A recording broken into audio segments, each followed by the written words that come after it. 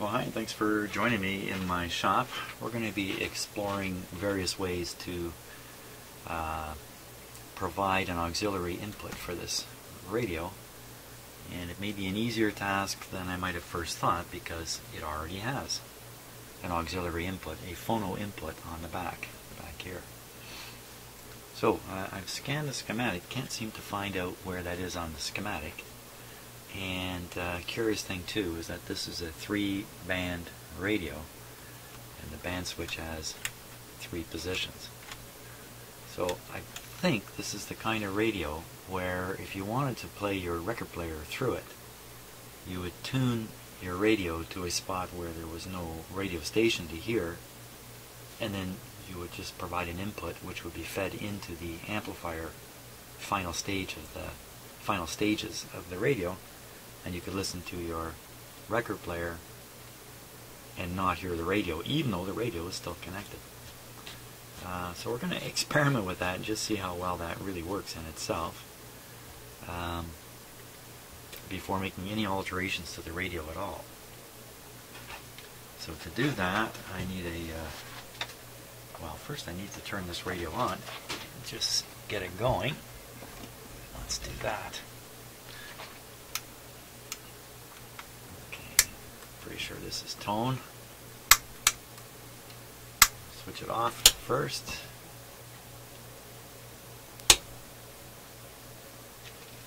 Of course, nothing happens, so switch it on. There we go.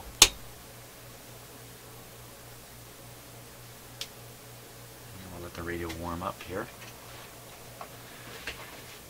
I'll connect it to my outdoor antenna. A very simple outdoor antenna.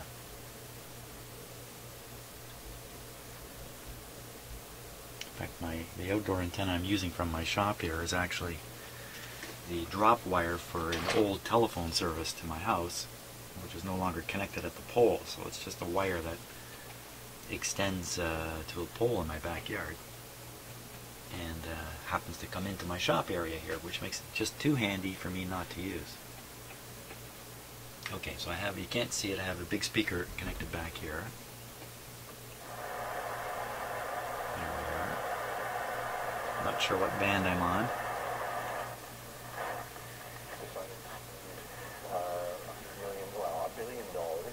Okay, pretty sure I'm on the broadcast band, the AM broadcast band. Now I need to provide an auxiliary input signal source. For the audio, a transportation staff reports that blanket speed reductions are only effective when they're combined with other measures such as speed bumps and increased. I think we'll use this radio here. This is a really handy radio because of all these outputs and stuff.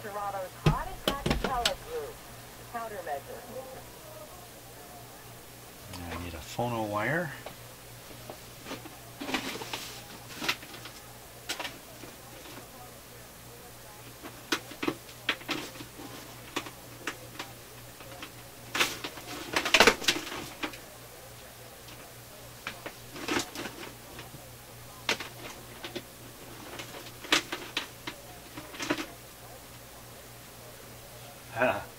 Why don't we try a vintage one here?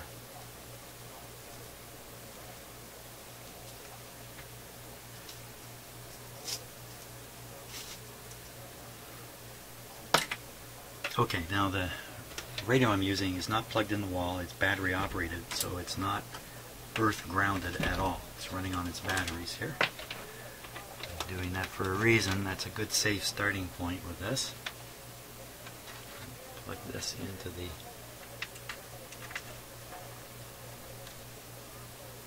I think the output got a little quieter. Certainly didn't go away though. Now, let's turn on this radio, turn this guy down. Might be a little confusing on the video to know what you're listening to here.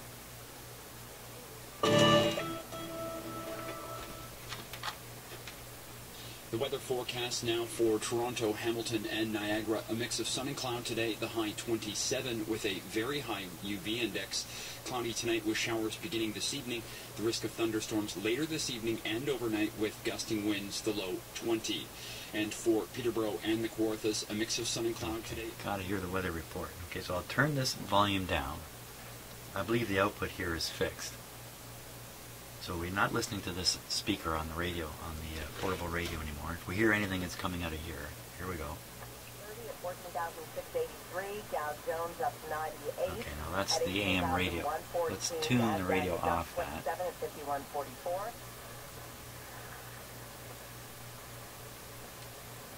Okay, and I'm certainly not hearing anything. French, Cuban. Let's turn it way up.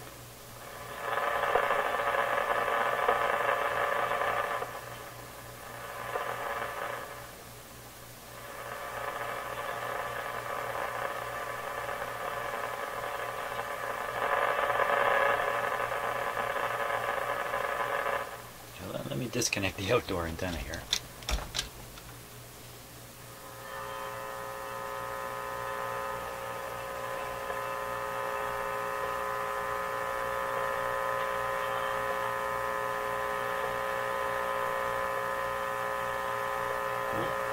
Yeah, a tiny amount of signals coming through. I recognize the program material, even if you can't hear it on the video, amongst a big, strong hum. Mainly because I have the radio turned way up. So, what's this telling me? I think it's telling me that either I don't have a switch correct, and in fact, I haven't got the output of the radio connected yet to the input of this radio, or the output signal from here is really low, or this vintage. And the is directed. Oh, isn't that interesting? The jockey. His previous films have also dealt with women's rights. On maybe saw football cover about female soccer players. Right now, Sarah and Ayat Najafi join me from our studio in New York. Hello. Well, I wouldn't have guessed this. There's Sarah, no what ground. does the official Iranian authorities give for being against female singers singing solo concerts? To be honest, I don't know. That's my question too. Why the women can't sing on a stage? I think for them the problem is about the women's voice, about the women's soloists, for religious. I think so. Religious reasons. Religious reason, yes. But that you can see. I mean, I try It's to working very good. Find the result for the situation of what's exactly the problem. Now, if we tune this radio back in to something, I couldn't find it, and they couldn't show me what's exactly the problem. So there is nothing. let's switch off this radio. Go back to this one.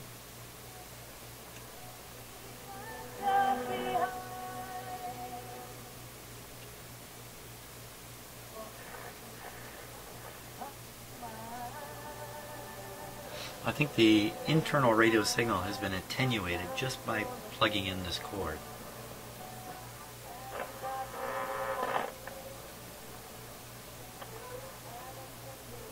So I'm going to unplug the cord,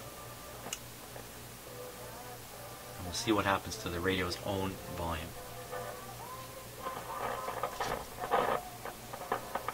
It's easier to unplug it from here.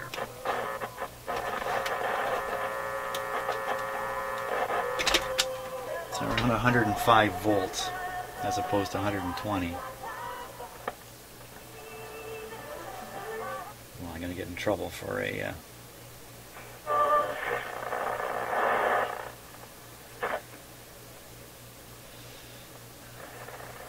That is what matters with Rogers Smart Home Monitoring. Now $19.99 per month for the first 3 months with a $0 hardware package available. That's pretty good. The antenna is just this wire, short wire. It's a pretty strong signal. I'm going to get a different cord here.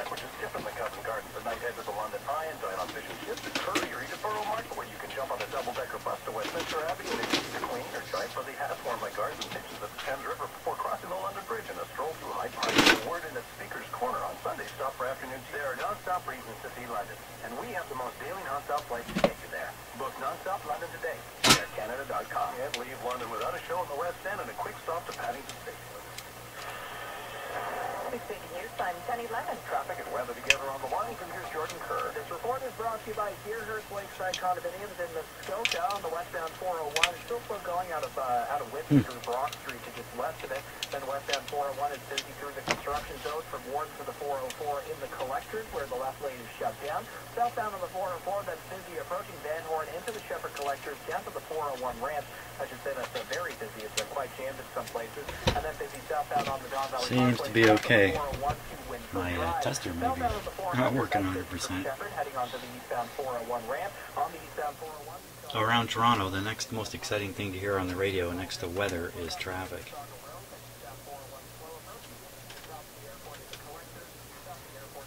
Okay, now let's set this.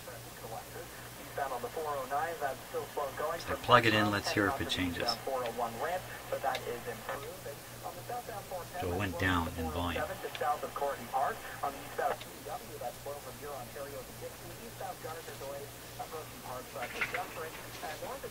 Tune off. Without changing the volume. Can't hear any radio. Now we'll play this radio. Who traveled to Iran. And this is a sort of a dialogue that I think I can express to the audience. So there were strategic reasons, there was creative reasons, and also you wanted to bring the audience outside of Iran into the Iranian story. Exactly. Yeah. Sarah, how well did the French and Iranian... It wasn't too hard. It was very good because all of my Iranian musicians very educational musician, and fortunately they know about the foreign music. I mean.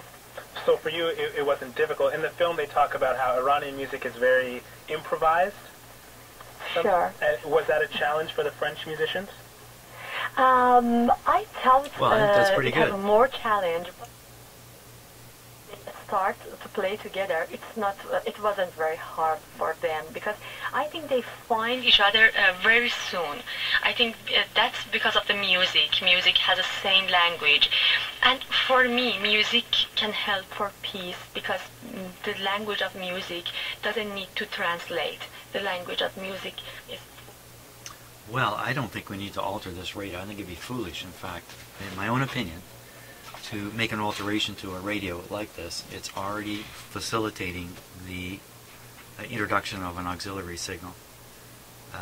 Just by virtue of the impedance of the connection here, it's dropping the internal signal, which might be coming from the radio circuitry a little bit, and the signal coming from the radio is also at a higher level than the internal signal. The combination means you're not going to hear the radio, especially if you tune it off station a little bit.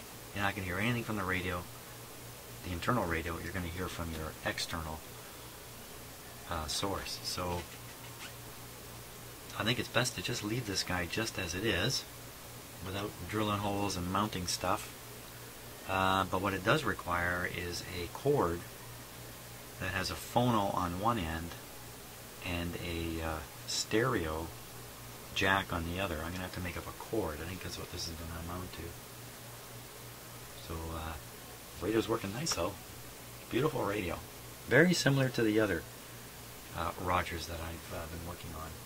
Rogers radio. Very, very similar dial, everything.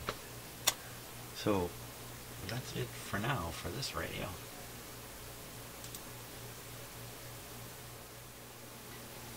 Well, hi, here's another radio that I'm considering putting in an auxiliary jack on the back of it. And I've been sitting here quietly studying the schematic and trying to plan out an approach here off camera, and I've gotten very, very cold feet to installing such a jack. And I think I'm going to explain why. And as usual, I'm on the fringe of my knowledge here, so I may say some things that aren't completely correct. But here's the schematic for this radio. In fact, here, take a look at the radio itself. Okay, kind of take a look at it there. Very nice, very basic AM radio. The key factor with this radio and putting a jack in is that there's no transformer in this radio. It's a transformerless radio, or better known as a All-American 5. Could be called an All-Canadian 5 too. So basically, this style of radio was cleverly designed to eliminate the power transformer, which is big, heavy, and expensive. You get rid of big, heavy, and expensive. You've moved things forward from a manufacturing point of view and a cost point of view if you're trying to sell your radios fairly inexpensively. So a couple of things right away that give this off to be a 5-tube transformerless radio is, number one, there's no transformer. Okay, that's probably the main clue. There's no transformer. Yes, there's an output transformer on the radio. It's pictured right here. That drives the speaker, but that's not the power transformer. Another tip-off is there's 5 tubes, 1, 2, 3, 4, and 5. And if you take the first numbers of the tubes, this is a 35 L6, so 35, 12, 12, 12, and I think that's a 35 there. If you add those numbers up, they come pretty close to 115, which is the line voltage, and that's because these are all, the heaters in these tubes are all connected in series, and there you can see it right on the schematic, all in series, and they're essentially connected right across the plug. There's the plug, a little hard to see here. So you don't need a transformer to produce the 12 or 6 volts to drive the heaters. Every tube is designed, these tubes were designed with this in mind, by the way. Every heater requires the same amount of current, even though the voltage dropping across the tube may be a little different. Like two of them are dropping 35 volts. But the same current flows through them and they all work fine. And that's basically, and then the rest of the radio is designed to work with a fairly low high voltage. And high voltage running around 120, 130, maybe 140 volts. But you can't get up to the 300 volts that you would find in a much larger radio unless you incorporate a transformer. And why do you need the 300 volts? Mostly to power the output tubes, to get the power going to the speaker. This is a small radio, it doesn't require that much power. So the problem with these radios is the metal chassis may be actually connected directly to the power plug, or, as in the case of this radio, it's connected indirectly. And you really got to study the schematic for a while. There's the plug there. You can see this wire coming up straight from the plug, running along through the radio, all kinds of stuff connected to it, all the way along here. All kinds of stuff is connected to it. Now, is the metal chassis also connected to this wire, or is it on the other side of the plug for that matter? Is the chassis connected directly to the plug? In a lot of these radios the answer is no, it's indirectly connected through a capacitor that's bridged with a large value resistor. And here they are here. There's the capacitor. There's the resistor connected to this line, which is connected to the plug. So it's just plugged right in the wall, so to speak. On the other side of this resistor and capacitor here, is shown on the schematic as a wire, and then a connection to ground. But that's not earth. That's actually the chassis. So if we were to hunt down this capacitor, we would find a resistor across it, and we would find them to be soldered right to the chassis. In fact, this wire here may actually be connections made to the chassis throughout the radio. At least in the front end of the radio, maybe not throughout the radio. So, if I'm going to mount a jack on here, then I'm connecting it to the chassis. That's the way jacks are designed. They'll ground to the item you install them in. It will essentially be connected to the plug through this capacitor and resistor. Now, the capacitor and resistor are sized so that if you do touch the chassis like this, and maybe grab onto your kitchen faucet at the same time, not recommended by any means, the amount of current that's going to come through this resistor and capacitor is low enough you will not get killed or even gently fried. You may feel a tingle. In fact, if you grabbed onto your kitchen faucet and put your hand on this thing, I'm pretty sure you would feel a tingle. Now, if this capacitor is shorted, you're going to feel a lot more than a tingle. So, now how does this affect putting a jack in? So that's one part. Mounting the jack is going to have it right in the chassis and connected through this. That's a little scary because the jack is going to come out on a wire and you're going to plug it into your iPod, and you don't want to turn your iPod into a smoking jukebox or something like that. By the way, iPods, that's a pocket-sized jukebox when you think about it.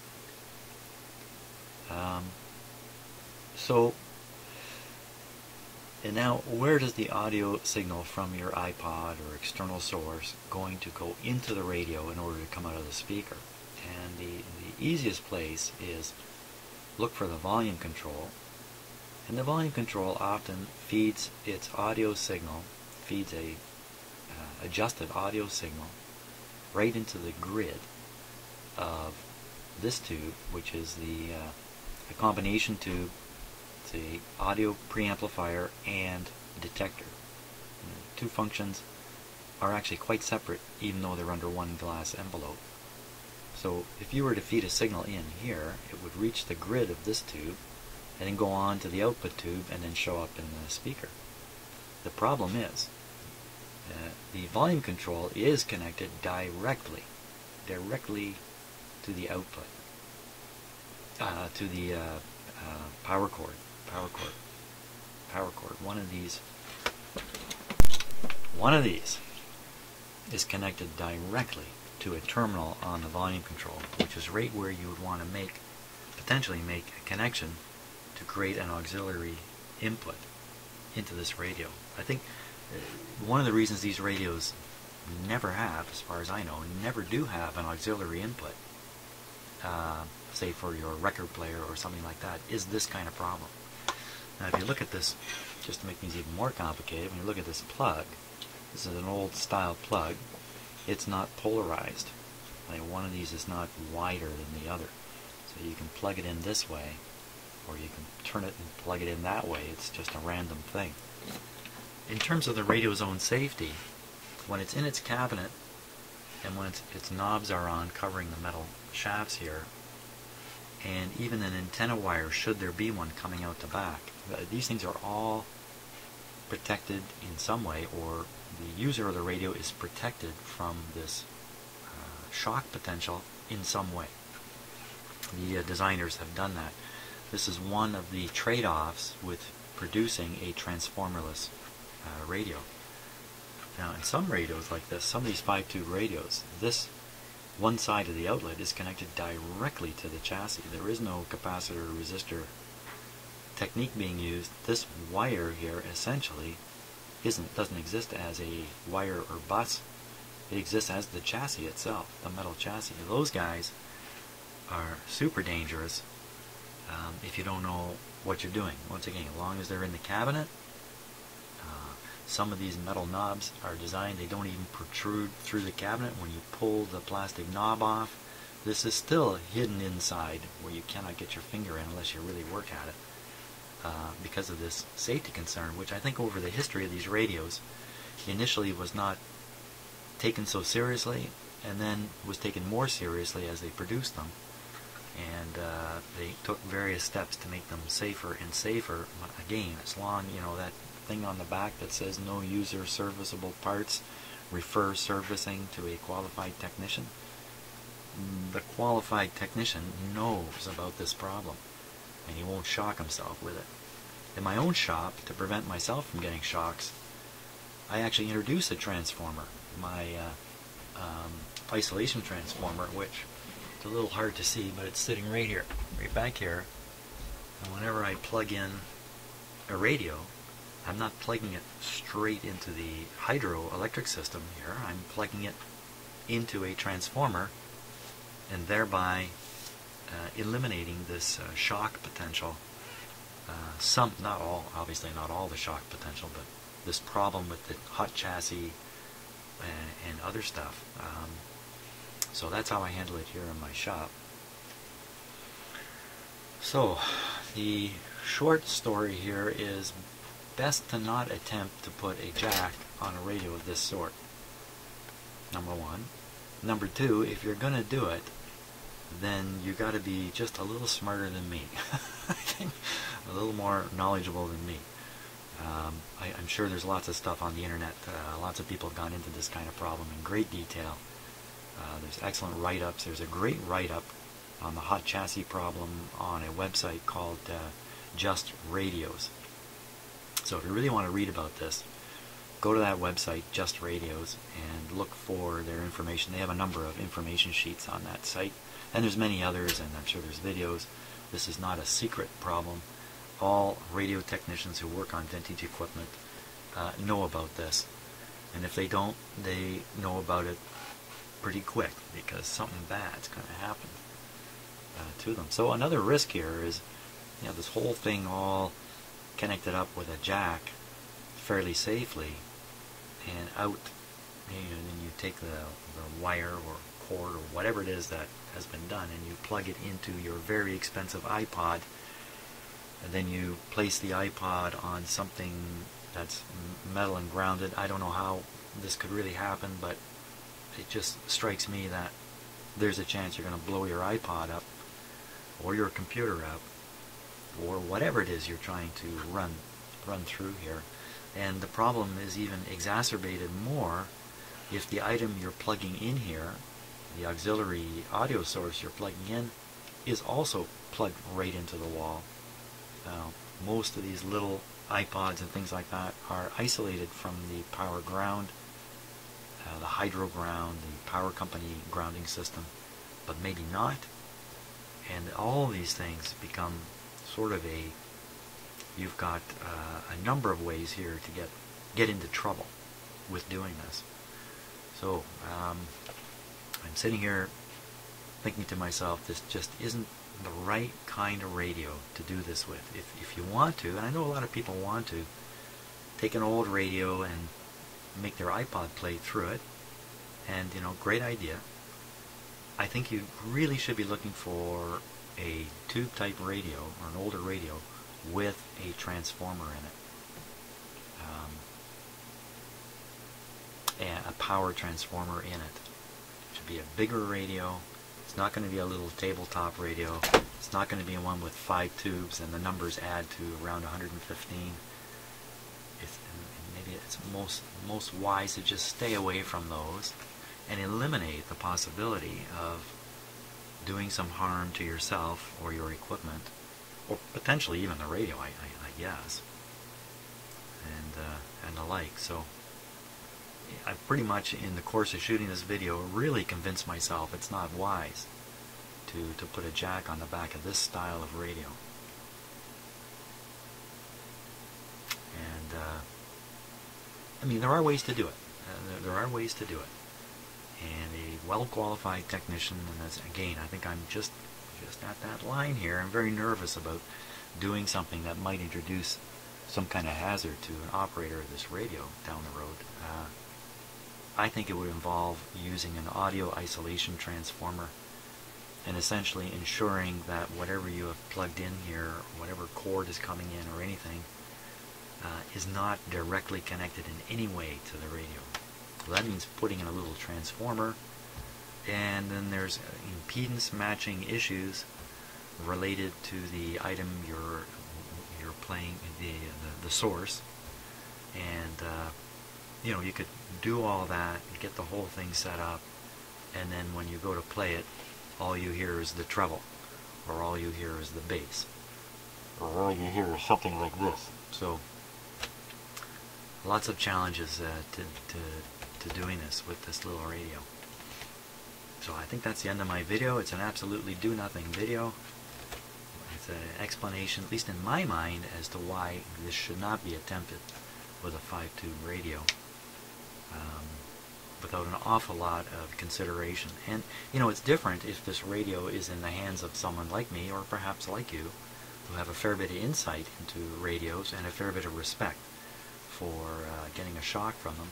If you return this to just an owner who does not have an electrical background, even if you explain all these things to them and give them warnings, you know, don't do this and don't do that, it won't be long before something happens, I think. And that would not be so good. So thanks for watching. Sorry you didn't see me do anything here except talk, but I'll be interested in any comments from anybody who's familiar with this work and I'm sure has given this kind of thing some consideration. And we'll see you later.